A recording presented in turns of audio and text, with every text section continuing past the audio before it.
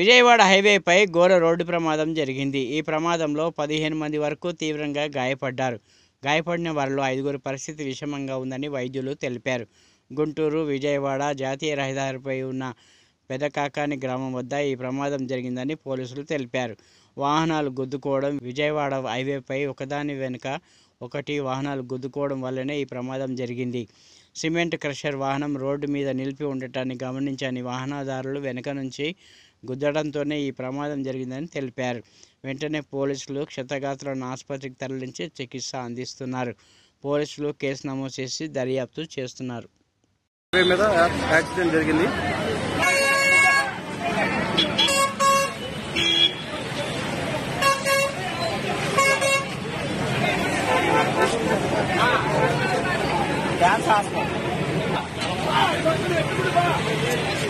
చాలా పెద్ద ప్రమాదం జరిగింది.